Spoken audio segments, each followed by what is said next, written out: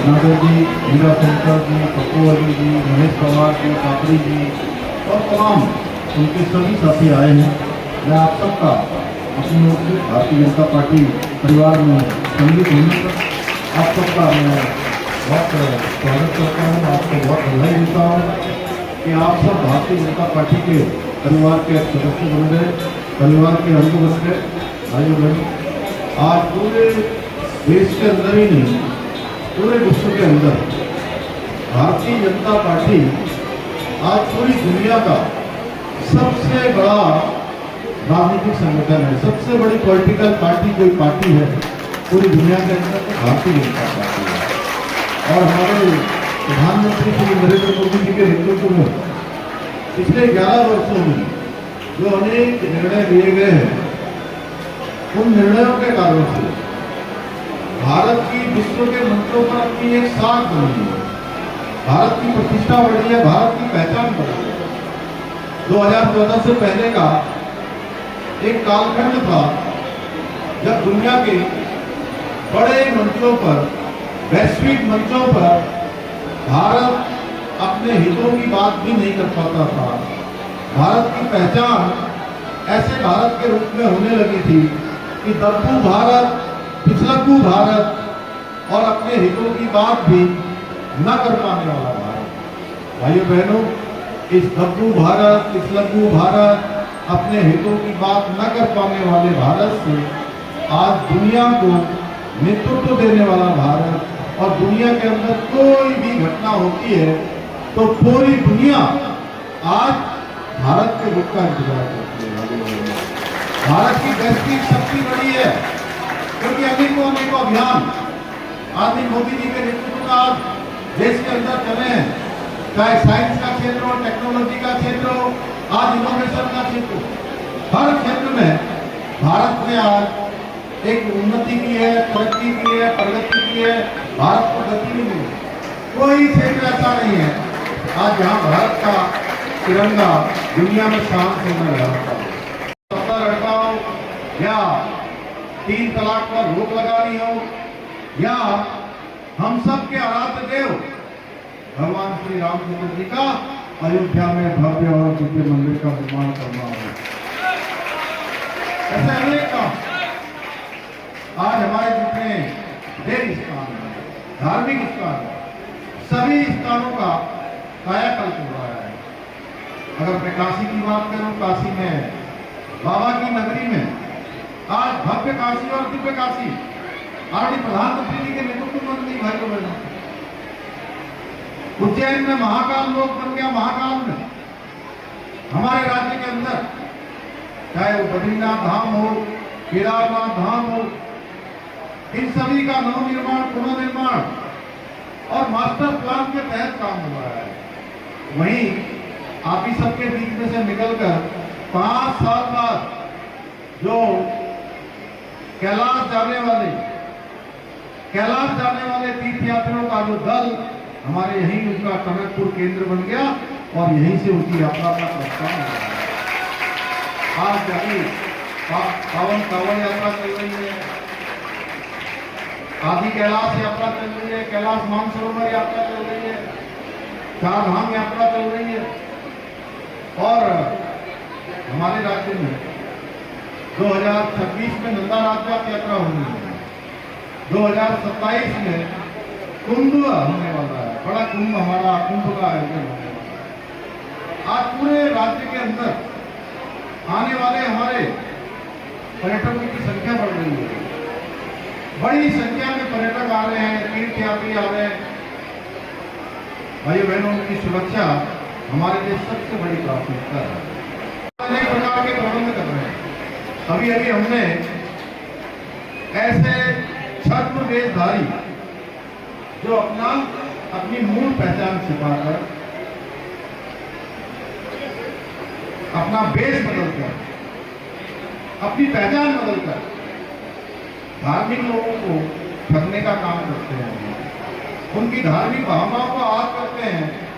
और मैं रामचरितमानस की बात करूं, रामायण के कालखंड, भगवान राम के कालखंड की बात करूं, उस समय जब लक्ष्मण जी को मूर्छित हो गए थे, तो भगवान रामचंद्र जी के आदेश पर हनुमान जी संजीवनी बूटी लेने जा रहे थे, तो उनके रास्ते में साधु का भेष धारण करके, हमारे तिवारी प्रभु जी कह रहे हैं कि भेष धारण करके छद्म वेश बनाकर काल नेमी नामक राक्षस भगवान राम के कार्य में बाधा डालने के लिए हनुमान जी को भजन इत्यादि सुनाकर उनको भ्रम में डालने का प्रयास कर रहा था, छद्म वेश बनाकर। और क्योंकि भगवान हनुमान जी पर भगवान रामचंद्र जी की कृपा थी, आशीर्वाद था, और उन्होंने कुछ ही देर में पहचान लिया कि ये छद्म वेशधारी है, और उस छद्म वेशधारी का उन्होंने समय से पहले ही अंत कर दिया, वध कर दिया, क्योंकि वो भगवान राम के कार्य में बाधा डाल रहा था, धर्म के कार्य में बाधा डाल रहा था। आज भी ऐसे कालनेमी हैं, ऐसे कालनेमी जो लोगों को परेशान करते हैं, सनातन को नुकसान पहुंचाने का काम करते हैं, जो लोग स्वयं की खोज में अपनी आत्मा में परमात्मा को विलीन करने के लिए, आत्मा का संबंध परमात्मा से जोड़ने के लिए, सत्य की खोज में, धर्म की खोज में हमारे राज्य के अंदर आते हैं, उन सबके मार्ग को अवरोध करने का काम ऐसे कालनेमी कर रहे थे। भाइयों बहनों, ऐसे कालनेमियों के खिलाफ हमने ऑपरेशन कालनेमी चलाया है, जिसमें 500 से ज्यादा ऐसे छद्म वेशधारियों को अभी तक गिरफ्तार किया जा चुका है। हमने सारे विद्यालयों में भगवान श्री कृष्ण ने कुरुक्षेत्र के मैदान में अर्जुन जी को गीता का ज्ञान दिया था, और गीता का ज्ञान क्या था? गीता का ज्ञान था अधर्म पर धर्म की विजय, असत्य पर सत्य की विजय, अन्याय पर न्याय की विजय, और आने वाले युगों युगों तक एक व्यवस्था का निर्माण करना। ऐसे संस्कार, ऐसी संस्कृति को आगे विरासत में आगे बढ़ाने का काम करने के लिए गीता का ज्ञान दिया गया। तो हमारे बच्चे, हमारे नौनिहाल, हमारे छात्र छात्राएं, वह भी इस गीता के ज्ञान से प्रेरणा लेकर अपने जीवन को सत्कर्मों में लगाएं, अच्छे कर्मों में लगाएं, अच्छे संस्कार उनके अंदर आए, उनके अंदर न्याय और अन्याय का भेद स्पष्ट रूप से उनके स्मरण में रहे, धर्म अधर्म उनके स्मरण में रहे, अच्छा बुरा उनके स्मरण में रहे। क्या करना है, किस तरफ जाना है, इस प्रकार के संस्कार करने, माता पिता गुरुजनों के साथ कैसा उनका व्यवहार होना चाहिए, किस प्रकार के संस्कार उनके अंदर होने चाहिए। भाइयों बहनों, हमने जो है सारे विद्यालयों में गीता का पाठ अनिवार्य रूप से प्रारंभ कर दिया है।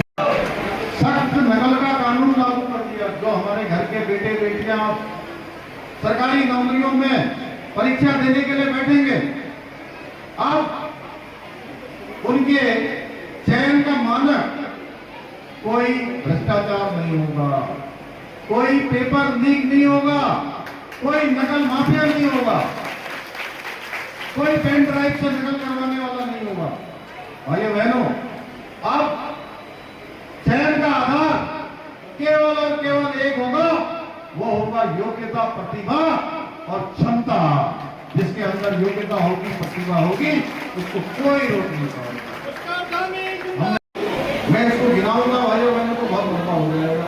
मैं तो केवल आज आप सब लोग, मैं यहाँ से आज मेरा आने का कार्यक्रम था, मुझे बताया गया कमल जिंगल जी के द्वारा कि यहाँ पर इतना बड़ा आप सब लोग एकत्र होने वाले हैं। मेरा सौभाग्य में आप सबसे मिल पाया।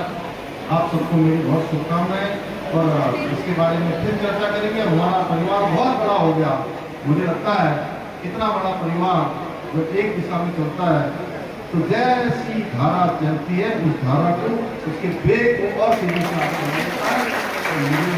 कोई मेरे मन में संदेह नहीं है। आप सब लोग मिलकर, जैसा दान सिंह जी ने कहा कि सब लोग मिलकर एक परिवार की तरह काम करेंगे।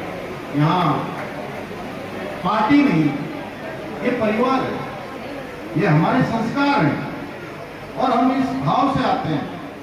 और निश्चित रूप से जो हमारी पार्टी का सदस्य बन जाता है, उसके बारे में फिर चिंता करने का काम, उसके स्मरण का काम पार्टी के हर एक जो हमारे एक सिस्टम है उस सिस्टम के तहत होता है। आप सबका बहुत स्वागत है और आप सब लोगों का बहुत धन्यवाद करते हुए मैं अपनी बात चौथी सबसे बड़ी महाशक्ति बन गया आर्थिक क्षेत्र में। अनेक क्षेत्रों में आज भारत का नाम बढ़ रहा है और पूरे देश के अंदर आदमी प्रधानमंत्री जी को लेकर, उनके कामों को लेकर लोगों में बहुत जोश है। उत्तराखंड देवभूमि के लोगों का उनसे विशेष प्रेम है। उनके हृदय में उत्तराखंड बसता है। उत्तराखंड वासियों के हृदय में आदरणीय मोदी जी बसते हैं। कोई उनको अपना बेटा जैसा मानता है, कोई भाई जैसा मानता है, कोई अपने पुत्र जैसा मानता है। निश्चित रूप से सब पार्टी में शामिल हो रहे हैं। हमारा परिवार बढ़ रहा है, सबका स्वागत है।